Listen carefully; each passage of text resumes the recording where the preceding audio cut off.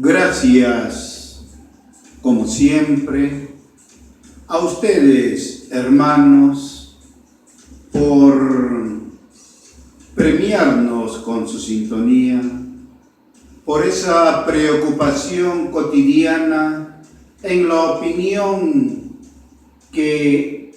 tratamos de compartir con tirios y troyanos, con los buenos y los mejores, con nuestros seguidores y también con aquellos que nos escuchan por necesidad y por indicación de los que tiemblan ante las pruebas que vamos demostrando y que van siendo parte de aquel bagaje histórico que en un tiempo no muy lejano servirá como pretexto de expiación, de limpieza de su alma, de querer santiguarse en catedral ajena, en parroquia sin feligreses y en sacristía, en donde se siguen robando los cirios del pueblo. Por eso seguimos firmemente aquello que para nosotros es catequesis de verdad, expresión divina de consecuencia y sobre todo una posición clarísima de tener en ustedes los fieles censores de nuestros actos que realizamos, porque valgan verdades y es necesaria la aprobación del venerable para que se sepa de que no estamos cumpliendo consigna alguna, de que merituamos en la sordidez de las componendas algún criterio de pretender desviar los hechos. ¿Para qué? Pregunto. Si lo más deleznable existente en una persona es la mentira, lo que no se puede perdonar nunca en aquellos que luchan codo a codo, brazo a brazo, con un solo ideal, en un solo bastión, ¿cuál es la trinchera del pueblo? Es la lealtad a los actos que se realizan. Y por más que vengan ya con cuitas ajenas, con hábitos de monje o vistiendo las túnicas prístinas de la castidad, no van a causar siquiera preocupación alguna en el objetivo supremo que nos encomendó el ciudadano de a pie, el hermano campesino que es utilizable solamente para fines protervos y muy bien elucubrados en las consignas de aquellos que prefirieron 1000 veces el servirse que el servir, y ya ustedes van conociendo de quién es quién en este valle de lágrimas. Por eso nosotros seguimos tercamente en nuestra posición, mantenemos firmemente nuestra verdad y auguramos que aquella esperanza en un horizonte mejor que comparten ustedes, inculcando a las generaciones del mañana, que aquello que se manifiesta mucho como democracia tiene que ser también vivible en cualquier estadio juvenil, en el género mujer, y más aún por los que tienen la obligación electoral de conducir los destinos de quien los eligió para que puedan cambiar, mejorar y ser tabla de esperanza para aquello que nos prometieron en campaña y que nunca se puede cumplir a cabalidad, porque sabido es que quien llega a estar en poder, que quien comienza a caminar por el umbral de la historia y el éxito, se desvanece el sentimiento de hermandad y comienza a fulgurar el brillo del vil metal.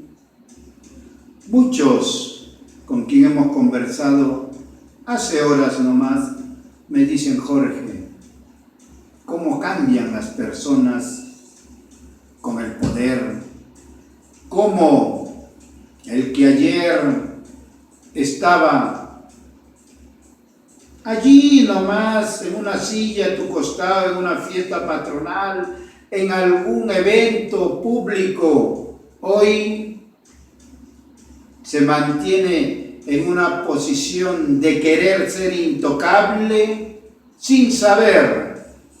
de que esos actos que realiza los aleja más de lo poco o nada que va quedando de su sentimiento democrático, sería el término,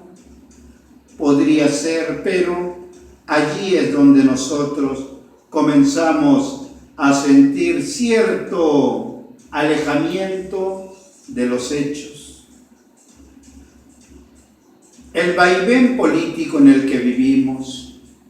y necesariamente tenemos que comentar, tenemos que opinar, vertir nuestro verbo para que pueda ser comulgado por ustedes, y pretendiendo dejar el interés político de lado, aunque es difícil, pero se tiene que hacer lo necesario para que se actúe en esa imparcialidad que decimos mantener. Ustedes conocen nuestra posición, no es necesaria volverla a enrostrar, volverla a sacar, porque no ambicionamos cargo público, no necesitamos el beneplácito, la benevolencia, el permiso de alguien que gobierne para poder dialogar con ustedes, porque aquello que uno logra conseguir con el paso del tiempo y que es costoso mantener, no por el ámbito material, sino por el impacto de los hechos, es que los resultados van forjando el surco de la historia, y no nos desviaremos porque insistimos en pretender compartir, en pretender, ¿cuál sería la palabra? Enseñar, no, porque nosotros no estamos a ese nivel didáctico de dictar cátedra de honorabilidad, no, nos falta mucho que aprender. Podría ser estar en esa humildad de compartir lo que muchos dudan y pocos se compran el pleito de levantar la voz. Esa sería una buena definición. Para que nuestro país avance, para que nuestros gobernantes pisen suelo, es necesario efectuar reformas para un Perú innovador. ¿Y cómo se puede estar pensando que solo una frase cambiará la historia? Los expertos, los tecnócratas, los opinólogos comentan que si nuestro Estado sigue produciendo y exportando, podríamos estar manteniendo nuestro crecimiento en un 3% del Producto Bruto Interno, que es demasiado, porque los demás países de Latinoamérica no ven reflejado en realidad de que el pueblo tenga una sintonía de bienestar económico. Nosotros, se quiera o no, al menos se siente una estabilidad, cierta tranquilidad, pero esto no llega a repercutir a nivel urbano,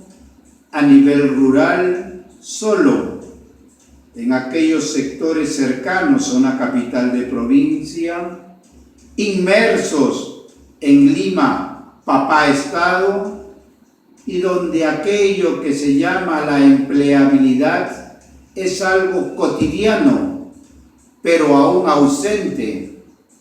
Y ni qué hablar de la salud,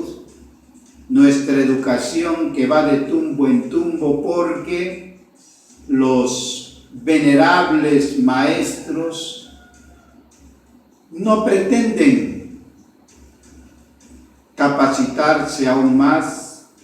mejorar su currícula intelectual y estar en una sintonía de que ya la informática, el uso de Internet obliga a que se comience a evolucionar en productividad educativa, algo que todavía está lejano porque hay cierta resistencia gremial del SUTEP, pero poniéndose en la palestra, en la vigencia necesaria, que la calidad educativa tiene que estar en manos del Estado, es que se tiene que hacer ya reformas a la educación en el ámbito mercantil, porque no es posible, aunque entendible, de que la educación en nuestro país siga siendo un negocio en donde cualquier personaje con 4 soles en el bolsillo se vuelve en promotor, en dueño de un instituto, de un colegio, de una universidad, y como tiene tanto dinero a su merced, sencillamente se dedican a querer ambicionar más, como lo hemos vivido, con millones de soles en sus cuentas personalísimas, y de allí pretender ser presidente de la República, comprar una curul como José Luna Gálvez, que aportó $1 millón a la campaña, y que al final Lucho Castañeda dijo no vamos y se lo tumbó. Y para el hombre eso es una bicoca. Si la ley dada por Fujimori en el 96 tuvo la intención, miren que somos benévolos en el análisis, de querer mejorar el estándar educativo en el ámbito privado particular, porque se quería combatir con la politización de las universidades públicas, que era cierto, se había politizado in extremis, pero de allí al libertinaje en el que vivimos actualmente, con universidades particulares que muchas de ellas ya son universidades virtuales, en donde ahora la ley universitaria les exige presencia en su campus universitario para poder merituar que la educación virtual no solo es el negocio de vender el título a distancia, se tiene necesariamente que forjar a través de los municipios la implementación de filiales de universidades, por ejemplo, zootecnia de la Universidad Agraria acá en Sayán, agronomía, medio ambiente, en fin, de la Universidad de Ingeniería de la misma manera. Carreras que vengan con nuestra realidad y donde nuestros hijos y la generación del mañana no tenga que estar haciendo un sacrificio familiar de estar viajando todos los días, exponiéndose a una y mil peripecias para aprender algo y por horas en las universidades de nuestra capital de región. Y eso porque existe la facilidad que en años anteriores pedimos y se convirtió en realidad a través de un acuerdo del presupuesto participativo para que nuestro alcalde de Sayán pudiera implementar los ómnibus universitarios para que con un costo social se vea menos afectada la economía de casa, y hasta el día funcionan. Y sabemos que la Universidad Nacional también está disponiendo que a ciertas horas las unidades de la Sánchez Carrión también circulen con un costo muy especialísimo para los estudiantes. Pero la pregunta, como siempre y hasta el día de hoy, no se atienden con respuestas reales del por qué se tiene que ir a estudiar allá, si sabemos que los laboratorios de investigación de la Sánchez Carrión en el ámbito agrario son lamentables. ¿Cómo no poder implementarse un centro de experimentación como existe en Donoso, en Huaral, acá en nuestra cuenca del Guaura? ¿Por qué? Porque como bien nos dijo alguien inmerso en la función del Estado, es que eso no da réditos políticos.